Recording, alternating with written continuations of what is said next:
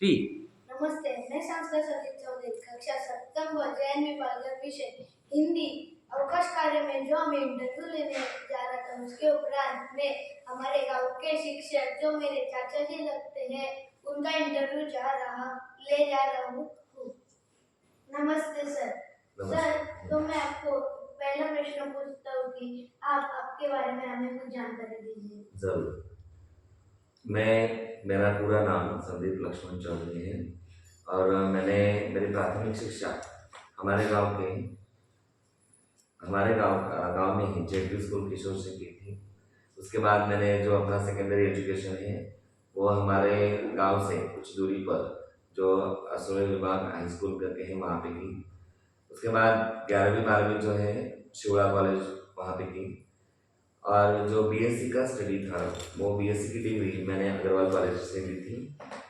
उसके बाद बीएड मैंने पनवेल से किया, बीएड केडी कॉलेज थाने से किया और उसके बाद इन सर्विस मैंने एमएससी किया जो कि मैथ्स यूनिवर्सिटी रायपुर से है।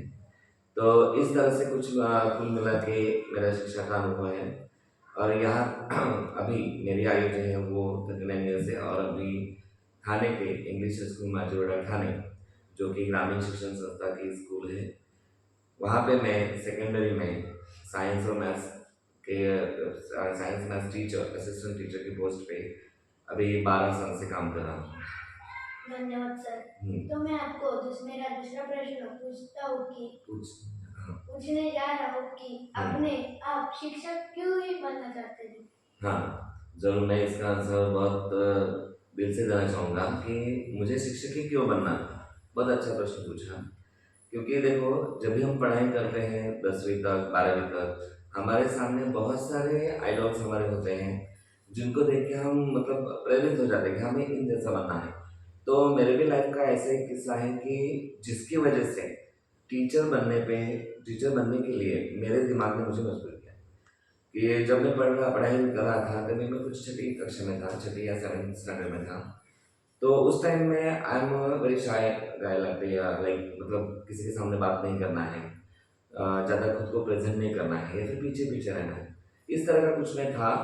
तो उस समय टीचर जब भी प्रेजेंट लेते थे या फिर कुछ पढ़ाते थे तो हमेशा मतलब मेरा ये रहता था कि मेरे तरफ टीचर का ध्यान न जाए या फिर किसी के सामने में ना हो। तो एक बार क्या हुआ कि टीचर ने एक क्वेश्चन पूछा जो कि इंग्लिश का था और पहले से इंग्लिश मेरा बहुत फेवरेट सब्जेक्ट था। तो इंग्लिश का क्वेश्चन पूछा, ग्रामर से रिलेटेड था। तो वो जब प्रश्न पूछने के बाद बहुत मैंने देखा कि किसी का हाथ ऊपर नहीं था। मतलब बेसिकली अभी स्टैंडर्ड में वैसे ही होता है कि अगर कोई भी टीचर क्वेश्चन पूछता है तो कोरस आंसर एक्सेप्ट नहीं करते हैं। मतलब जिसको आंसर देना है they can raise their hand, then teacher can pick anyone.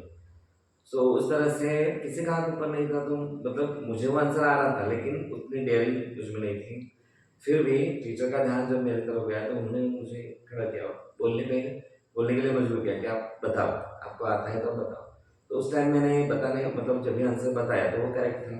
तो उसके बाद टीचर ने मैं रिपीट करता था। उसके बाद जब भी वो टीचर कभी भी हमारे क्लास में आती थी तो वो क्वेश्चन पूछना है चाहे कुछ डिस्कशन करना है तो सबसे पहले वो मुझसे बात करते थे।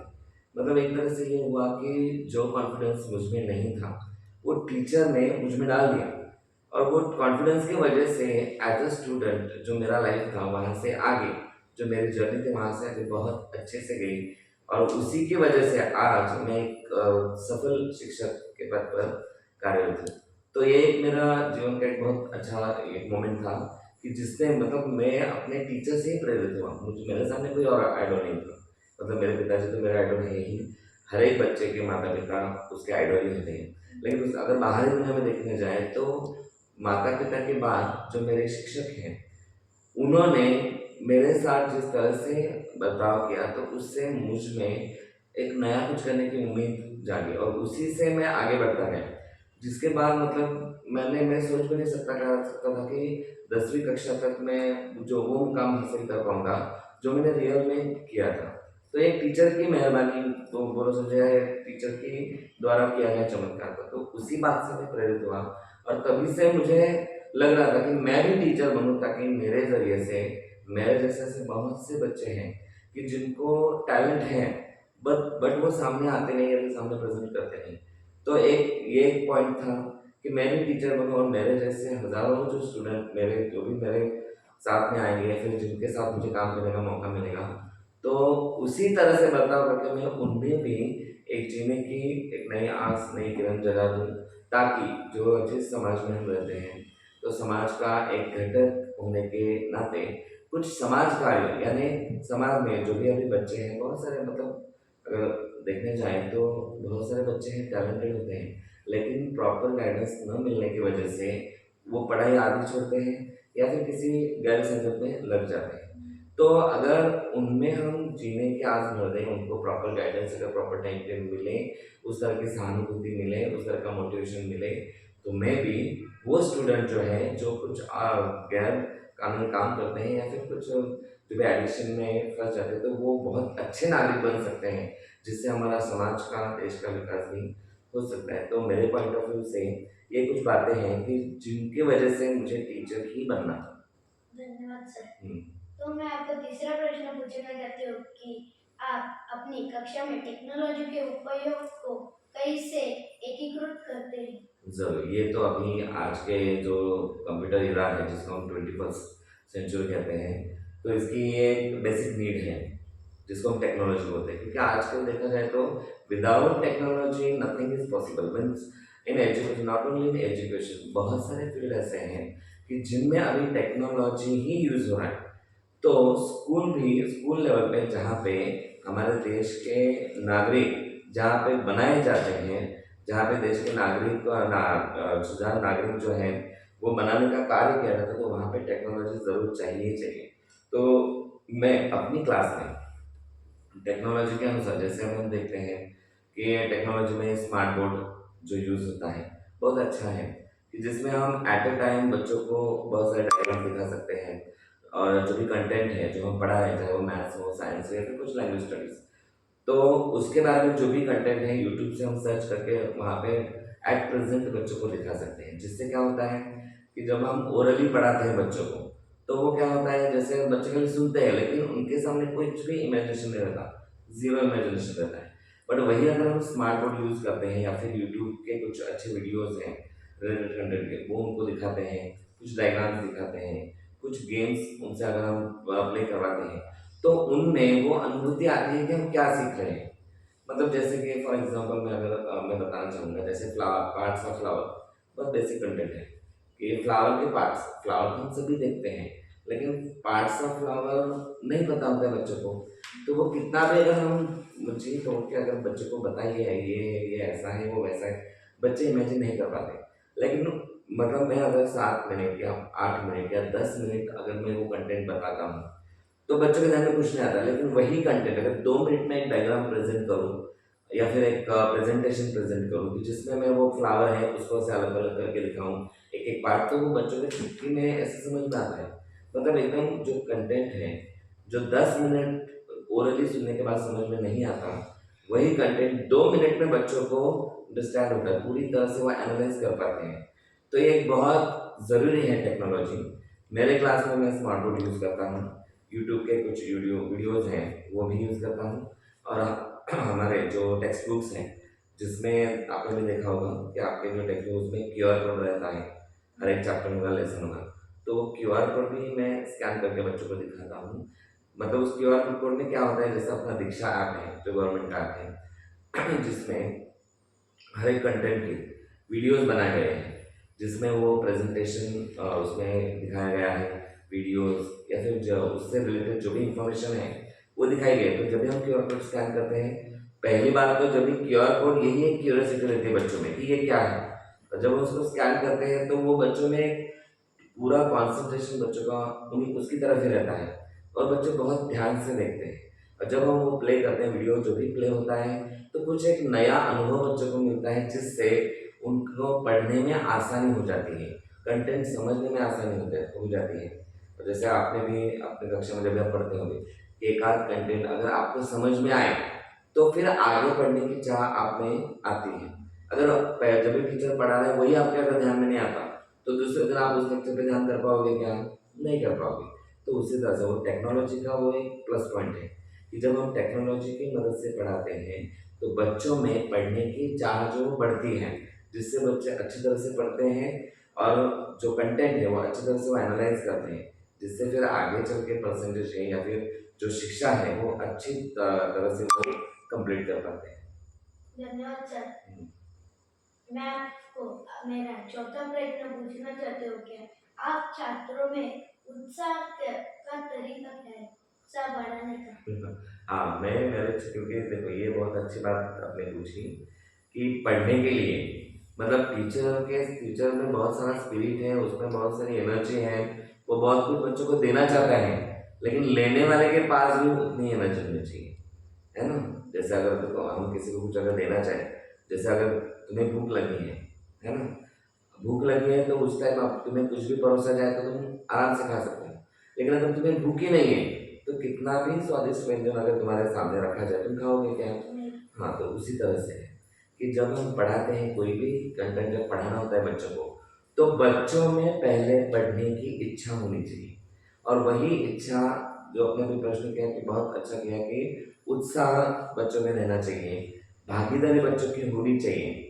जो हम बोलते हैं अभी हमारा जो शिक्षा प्रवाह है, जैसे कि पहले ज़माने में क्या होता था कि टीचर पढ़ाएंगे, बच्चे सुनेंगे, बच्चे वही करेंगे, लेकिन अभी कैसा है जो लर्निंग प्रोसेस है उसमें स्टूडेंट सेंटर में है, मतलब स्टूडेंट को सेंटर में रख के फिर वो हमारा जो सिलेबस है वो डिज़ाइन किया गया है। मतलब स्टूडेंट जो है वो मेन पार्ट है लर्निंग प्रोसेस का, मतलब स्टूडेंट को ही ध्यान में रख के आपको पढ़ाना है। तो मेरी कक्षा में जो भी छात्र हैं उनमें उत्साह और उनकी भागीदारी भागीदारी मतलब क्या कि जैसे अगर मैं कुछ मैथ्स का सम पढ़ा रहा हूँ तो मैंने एक सम पढ़ाने के बाद एक सम में पढ़ा के पूरा सम जो उदाहरण है वो पूरा सॉल्व करके बोर्ड पे बताता हूँ। उसका स्टेप वाइज एक बार वापस मतलब सॉल्व करने के बाद वापस एक बार मैं उनको अच्छी तरह से वो समझाता हूँ, और उसके बाद फिर मैं क्या करता हूँ जो दूसरा सम है उसको आधा ही सॉल्व करता हूँ, और फिर आधा जो सम है वो बच्चों को सॉल्व करने के लिए बोलते हैं। तो जिससे उससे क्या होता है बच्चों में एक मतलब कैसे वो कंपटीशन रहता है कि मैं आगे जाऊँगा। तो फिर एक अगर आगे उठ के अगर वो कुछ करता है ना तो बाकी बच्चे बराबर ध्यान से देखते हैं कि कहीं वो गलत तो नहीं कर रहा है। टीचर करते समय बच्चों का ध्यान इतना नहीं रहता क्योंकि उनको पता है टीचर सही लिखेंगे, लेकिन जब कोई स्टूडेंट बोर्ड पे लिखने जाता है तो बच्चों का ध्यान बहुत एकदम माइन्यूटली देखते हैं कि वो कहीं गलत तो नहीं कर रहा ना, क्योंकि वो उनमें से एक आगे आया होता है। तो उससे क्या होता है स्टूडेंट की भागीदारी बढ़ती है, मतलब वो लर्निंग प्रोसेस में इन्वॉल्व होते हैं। एक जाने के बाद फिर हर एक को लगता है कि मैं अगला सम मैं करूँगा, तो इसकी वजह से क्या होता है फिर वो अच्छे से ध्यान देते हैं। तो ये भागीदारी का और उत्साह के लिए हम क्या करते हैं, मैं क्या करता हूँ कि बच्चों को डायरेक्टली कोई कंटेंट नहीं पढ़ाता। जैसे अगर मैं क्लास में आऊँ मुझे कोई साइंस का पार्ट पढ़ाना है, जैसे सेल्स वगैरह कुछ पढ़ाना है, तो मैं डायरेक्ट आके बोलूँगा चलो बच्चों हम आज सेल्स पढ़ते हैं, तो उसमें कुछ नया नहीं है, तो उसमें बच्चों को कुछ नया नहीं लगेगा। फिर मैं क्या करता हूँ जैसे अभी देखो लेटेस्ट एग्जाम्पल कि जैसे ट्रेलर दिखाते हैं मूवीज़ का, पहले ज़माने में नहीं होता था, अभी ट्रेलर दिखाते हैं ना, तो उसका फ़ायदा क्या होता है कि जब हम ट्रेलर देखते हैं ना तो उसमें कुछ गिने चुने शॉट्स दिखाए जाते हैं, जिससे क्या होता है कि हमारे मन में वो क्यूरियोसिटी रहता है कि मूवी में आगे क्या होगा, इसमें और क्या होगा। तो उसकी वजह से क्या करते हैं ज़्यादातर लोग ट्रेलर की वजह से मूवी देखने जाते हैं। सो सेम थिंग स्कूल में होती है कि बच्चों को मैं क्या करता हूँ जो भी पार्ट पढ़ाना है उसका ट्रेलर बताता हूँ इन शॉर्ट। मतलब जैसे मैं बाहर का एग्जाम्पल है, कोई मेरे पास अगर वीडियो है कोई पिक्चर है तो मैं बच्चों को दिखाऊंगा और बोलूँगा ये क्या है। जैसे अभी सेल्स का है तो मैं फिर बड़ी का एक घर का दीवार का ऐसा पिक्चर दिखाऊंगा कि ये क्या है, बच्चों वाली दीवार है। तो बच्चों में वो एक रहता है क्या साइंस का पीरियड है और बच्चा टीचर का भी दीवार की फोटो दिखा रहे हैं, मतलब क्या पढ़ाने जा रहे हैं, तो बच्चे मतलब ऑटोमेटिकली उनका कॉन्सेंट्रेशन मेरी तरफ आ जाता है। फिर मैं उनको बता दूँ दीवार है तो दीवार कैसे बनती है, फिर ब्रिक से बनती है, बराबर ना ईंट बोलते हैं जिसको, तो ब्रिक से बनती है। तो ब्रिक मतलब एक के ऊपर एक जोड़ने के बाद वो पूरी तरह से दीवार बनती है। मतलब दीवार हमें पूरी दिखती है लेकिन उनका उसका अगर यूनिट हम देखें तो वो ब्रिक है। उसी तरह से जो भी यूनिवर्स है, एंटायर यूनिवर्स है जिसमें हम लिविंग बींग्स हैं, प्लांट्स हैं, एनिमल्स हैं, ह्यूमन बींग्स हैं, माइक्रो ऑर्गेनिज्म, ऑल एवरीथिंग। तो और जो भी यूनिवर्स है वो भी इसी तरह से यूनिट से बना है, और उस जो यूनिट है लिविंग बींग का स्मॉलेस्ट यूनिट उसको सेल बोलते हैं। फिर बच्चों में क्या होता है पढ़ने की चाह होती है कि अरे हाँ, ये से बहुत कुछ अलग है, मतलब इसके आगे भी सर क्या बताएँगे? तो ये हुआ उत्साह, मतलब कि छात्रों में उत्साह बढ़ाने के लिए जो अपना ट्रेलर वाला आइडिया है वो मैं ज़्यादातर यूज़ करता हूँ। बच्चों को कुछ दिखाने का, पिक्चर दिखाऊँ, वीडियोज़ दिखाऊँ, कुछ डायग्राम्स दिखाऊँ, कुछ एक आध पज़ल्स या क्विज़ल्स बताऊँ। फिर जिसके ज़रिए क्या करता हूँ मैं, वो टॉपिक तक लेके जाता हूँ। फिर बच्चों में वो पढ़ने की एक चाह बनती है, एक क्यूरियोसिटी तैयार होती है, जिससे हमारा लर्निंग प्रोसेस वो बहुत अच्छे से होता है। धन्यवाद सर। तो मैं आपको मेरा पांचवा प्रश्न पूछना चाहता हूँ कि आप अपनी कक्षा में आपके छात्रों का मूल्यांकन कैसे करते हैं? हाँ, ज़रूर, ये बात तो बहुत ज़रूरी है। जैसे कि अभी हमने पढ़ाया, सब कुछ पढ़ाया लिखाया, लेकिन अभी बच्चों तक वो कितना पहुँचा वो देखना ज़रूरी है, और उसके लिए जो मूल्यांकन प्रक्रिया यूज़ करते हैं, तो अगर हम देखे जाएँ तो एज़ पर गवर्नमेंट रूल जो एग्ज़ाम है, जैसे हम लेते हैं 3 मंथ्स के बाद लेते हैं फर्स्ट यूनिट टेस्ट, उसके बाद सेमेस्टर रहता है, फर्स्ट सेमेस्टर, उसके बाद रहता है सेकंड यूनिट टेस्ट, उसके बाद रहता है सेकंड सेमेस्टर। तो ये अपना एज़ पर गवर्नमेंट रूल मूल्यांकन का साधन है, कि जिसमें हम क्या करते हैं, बच्चों से पेपर, मतलब क्वेश्चन पेपर बच्चों को देके उसको पेपर लिखवा लेते हैं। तो ये एक मूल्यांकन का साधन है।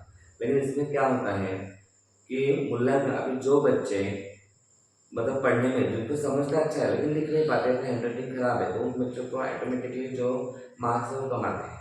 तो मेरे ख्याल से ओनली एग्जाम्स ये मूल्यांकन का तरीका नहीं है। तो देखो, अभी गवर्नमेंट में भी अभी चुकी है बहुत सारे, जैसे बाल भारती है, अपना एनसीईआरटी के थ्रू से बहुत जो सिलेबस जो डिज़ाइन करते हैं हमारे बोर्ड, तो उन्होंने भी अभी बहुत सारे टेक्निक्स निकाले। जैसे क्या करते हैं कि बच्चों को पूरे मार्क्स रिटर्न टेस्ट के लिए नहीं देते, उसमें से जैसे 20 मार्क्स के लिए ओरल रहता है। मतलब अगर कुछ कुछ बच्चे ऐसे होते हैं कि जो लिख नहीं पाते लेकिन बोलते अच्छे हैं, करते भी अच्छे हैं, इसलिए प्रैक्टिकल वर्क रखा है। मतलब क्या कि मूल्यांकन करते समय बच्चों को, छात्रों को खाली ये नहीं देखना चाहिए कि कौन अच्छे से लिख पाता है, ये भी देखना है कौन अच्छे से बोल पाता है, कौन अच्छे से करता है, किसको अच्छे से समझ आया है, कौन उसका एप्लीकेशन अच्छे से, एप्लीकेशन मतलब उपयोग है, कौन उसका एप्लीकेशन अच्छे से करता है। तो ये सभी बारीकियों को ध्यान में रख कर फिर हम क्या करते हैं, बच्चों का जो मूल्यांकन है वो करते हैं। जैसे उनका लास्ट रिजल्ट निकलता है, तो उसमें हम क्या करते हैं, मार्क्स तो आते ही हैं जो पेपर के, उसके उपरांत हम क्या करते हैं कि साल भर हमने जो भी ऑब्जर्वेशन किया है कि वो बच्चा मतलब कल्चरल प्रोग्राम में कैसे भाग लेता है, स्पोर्ट्स में किस तरह से भाग लेता है, टीचर के साथ उसका बिहेवियर कैसा है, जैसे हम पीयर रिलेशन बोलते हैं, मतलब और बच्चों के साथ, मतलब अपने क्लास के छात्रों के साथ या फिर अन्य क्लास के छात्रों के साथ उसका बिहेवियर कैसा है, एंटायर ईयर में वो टाइम पे स्कूल पे आया है कि नहीं, स्कूल में आया है कि नहीं, प्रॉपर यूनिफॉर्म में आया है कि नहीं, टाइडनेस उसमें प्रॉपर है कि नहीं। इन सब बातों को गौर करके फिर हम क्या करते हैं, तो एक स्टेटमेंट के फॉर्म में लिख देते हैं। जैसे ये बच्चा पढ़ाई में अच्छा है, मतलब ये छात्र जो है वो अच्छे से पढ़ता है, क्लास में बिहेवियर अच्छे से है, उसकी सब्जेक्ट कौन से सब्जेक्ट में उसको इंटरेस्ट है, या फिर जो स्कूल की गतिविधियाँ होती हैं, जैसे अपना साइंस एग्जीबिशन रहता है, या फिर अपना जो वक्तृत्व स्पर्धा रहती है ना, समूह गान स्पर्धा रहती है, बहुत सारे कॉम्पिटिशन्स रहते हैं इंटर स्कूल और इंटर स्कूल। तो उसमें वो किस तरह से भाग लेता है, किस तरह से परफॉर्म करता है, तो इन सब बातों को ध्यान में रख के फिर हम लास्ट रिजल्ट बनाते हैं। तो इस तरह से हम मूल्यांकन करते हैं। धन्यवाद सर। मैं आपको मेरा छठा प्रश्न पूछना चाहता हूँ कि हम्म। एक शिक्षक के रूप में एक अच्छे शिक्षक के गुण क्या है? हाँ, जैसे अभी हमने जो भी अभी तक प्रश्न पूछे, उनके जिस तरह से मैंने आंसर दिए, तो उस हिसाब से मैं बताना चाहूँगा कि एक अच्छा शिक्षक वही होता है जो खुद के बारे में ना सोच के विद्यार्थी, अपने छात्र के बारे में ज़्यादा सोचे। क्योंकि अगर जो टीचर है उसको अपॉइंट छात्र के लिए किया जाता है, तो टीचर का सबसे पहला गुण ये है कि उसको छात्र के प्रति प्रेम होना चाहिए, छात्र के प्रति उसका जो भी प्रॉपर थिंकिंग है, या फिर उसका जो भी कार्य वो करने जा रहा है, तो हर एक कार्य को करने से पहले छात्र के बारे में सोचना उसको चाहिए। तो मतलब उसको टेंटेटिव रहना चाहिए। उसके बाद एक्सपेरिमेंट, मतलब जैसे प्रोजेक्ट बेस्ड लर्निंग है, एक्सपीरियंशियल लर्निंग है, तो इन सब जो भी अभी न्यू न्यू टेक्निक्स आ रहे हैं एजुकेशन में, तो उसको टीचर को अपडेट रहना चाहिए। क्योंकि उसके सामने आने वाले बच्चे अभी 21st सेंचुरी से आ रहे हैं, अभी बहुत सारा मल्टीमीडिया बच्चों के साथ एक्टिवेटेड है। जैसे जैसे आप यूट्यूब देख रहे हैं, फेसबुक देख रहे हैं, या फिर न्यूज़ चैनल देखो, टीवी देखो, तो बहुत सारी जानकारी बच्चों को वहाँ से मिलती है। तो टीचर को बच्चों से ज़्यादा जानकारी होनी चाहिए, इसलिए टीचर हमेशा अपडेटेड होना चाहिए कि बच्चा अगर कोई भी क्वेश्चन अगर पूछता है तो टीचर शुड बी आंसरेबल, वहाँ उस टाइम टीचर को आंसर देना आना चाहिए। और इसलिए टीचर को खुद को अपडेटेड रखना चाहिए, मतलब टेंटेटिव होना चाहिए। हर एक बात जो भी अपने आसपास जो भी हो रही बातें, जैसे वो राजकीय हैं, कोई सांस्कृतिक है, या फिर नैसर्गिक, जो भी हो रहा है हर एक चीज़ के बारे में टीचर को अपडेट रहना चाहिए। मतलब टीचर शुड बी अपडेटेड, उसको टाइम पे मतलब जो भी चीज़ें हैं टाइम टू टाइम करने की आदत होनी चाहिए, जिसको हम टेंटेटिवनेस बोलेंगे। या फिर practical, teacher should be practical. Practical मतलब क्या, खाली बोलने का नहीं, मतलब उसको खुद को जो भी वो बच्चों को दे रहा है तो वो गुण पहले उसको खुद में होने चाहिए। जैसे बड़ों का आदर करना, रिस्पेक्ट टू एल्डर्स हम बताते हैं, ओल्डर्स बताते हैं, तो टीचर के ये क्वालिटी पहले टीचर में होनी चाहिए। उसको स्टूडेंट का भी रिस्पेक्ट करना आना चाहिए और टीचर्स का भी रिस्पेक्ट करना आना। अगर टीचर की लैंग्वेज प्रॉपर नहीं है तो स्टूडेंट भी कुछ नहीं करेगा। तो टीचर शुड बी, मतलब पहले टीचर में वो क्वालिटी होनी चाहिए जो वो बच्चों को देना चाहता है। तो ये मतलब, और टेक्नीशियन होना चाहिए कि जैसे अब अभी मैंने बताया कि टेक्नोलॉजी का यूज़ अभी जो बढ़ता जा रहा है, इसलिए टीचर को टेक्नोलॉजी होना बहुत ज़रूरी है, उसको टेक्नोलॉजी का ज्ञान होना बहुत ज़रूरी है। जैसे मोबाइल ऑपरेट करना है, प्रेजेंटेशन करना है, या फिर प्रोजेक्टर जो लगाए जाते हैं स्कूल में वो ऑपरेट करना है, तो वो सब उसको आना चाहिए क्योंकि वो ज़रूरत है। उसके ज़रिए वो स्टूडेंट को अच्छी तरह से जो भी कंटेंट है वो पहुँचाने का कार्य करने वाला है। तो टीचर को टेक्नोलॉजी होना चाहिए, उसको अपडेटेड रहना चाहिए, टेंटेटिव रहना चाहिए, प्रैक्टिकल रहना चाहिए। और दूसरी बात, छात्रों के प्रति उसका भाव जो है, या फिर उसका वार्तालाप है, या फिर बिहेवियर जो है वो पोलाइट होना चाहिए। और जहाँ पे ज़रूरत है वहाँ पे पनिशमेंट वगैरह वो तो करना ही है। मतलब वही मैं पहला वाला बताया मैंने, जैसे प्रैक्टिकल, मतलब अगर पढ़ा रहे हैं तो पढ़ाने के टाइम पे प्रॉपर डिसिप्लिन चाहिए। और अगर चलो बच्चों को कुछ हम जोक सुना रहे हैं या फिर उनको मूड चेंज करने के लिए, जैसे हम उनको बोलते हैं उसको माइंड स्विच करने के लिए टीचर को कुछ जोक्स हैं, पजल्स हैं, कुछ क्विज़ल्स हैं, वो सब आनी चाहिए, ताकि बच्चों को बीच में अगर कुछ बता दें तो अगर वो 2 मिनट के लिए बच्चे अगर एंटरटेन हो जाते हैं तो फिर आगे का पार्ट पढ़ने के लिए वो उनकी मेमोरी, वो मेंटली और फिजिकली प्रिपेयर होते हैं। तो ये सब गुण टीचर में होने चाहिए कम से कम। धन्यवाद सर। तो मैं मेरा सातवां प्रश्न आपसे पूछना चाहती हूँ कि हम्म। आप एक शिक्षक के रूप से आपकी सबसे बड़ी ताकत क्या है? ये बहुत ज़रूरी है। सबसे बड़ी ताकत है कॉन्फिडेंस, जिसको हम आत्मविश्वास कहते हैं। कि अगर आत्मविश्वास आपके पास है तो आप किसी भी बुलंदी को छू सकते हैं। तो वो आत्मविश्वास शिक्षक के पास होना चाहिए कि जब भी मैं क्लास में जाऊँ, मैं मेरे छात्रों के लिए जा रहा हूँ, और जो भी मैं साथ में लेके आया हूँ, या फिर जो भी नॉलेज मेरे पास है, जो भी ज्ञान मेरे पास है, तो पूरा का पूरा मैं बच्चों को दे सकता हूँ। ये आत्मविश्वास पहले टीचर के पास होना चाहिए। तो मेरे पास, मतलब मैं अगर बताना चाहूँ कि मतलब टीचर का कैसा होता है, जैसे टीचर के स्टूडेंट है ना, टीचर खुद अगर खुद की तारीफ करे तो वो अच्छा नहीं लगता। टीचर का रिफ्लेक्शन उनके स्टूडेंट में दिखता है। तो मैं ज़रूर चाहूँगा कि कभी अगर टाइम मिले तो मेरे स्कूल में अपना लगाओ, मेरे बच्चों को देखो, तो उन जो भी मेरे बच्चों को, मेरे छात्रों को देखोगे तो मेरी क्वालिटीज़ का अंदाज आ जाएगा। क्योंकि अगर खुद के मुझसे बताएंगे कि मैं ये हूँ वो हूँ, तो वो अच्छी बात नहीं है। बट फिर भी एक हम देख रहे हैं कि जैसे अभी ये ऑफिशियल है, जैसे हम क्वेश्चन है तो उसका आंसर देना ही है। तो एक क्वेश्चन के आंसर के लिए मैं बताना चाहता हूँ कि मेरी जो क्वालिटीज़ हैं, मतलब जो मैंने बच्चों में देखी हैं, कि कॉन्फिडेंस है। जब भी मैं कुछ पढ़ाने जाता हूँ तो जो कम्युनिकेशन स्किल है वो अच्छा है, क्योंकि जब भी मैं किसी को कुछ बात बताता हूँ, किसी को मतलब मेरे छात्रों को ज़्यादातर,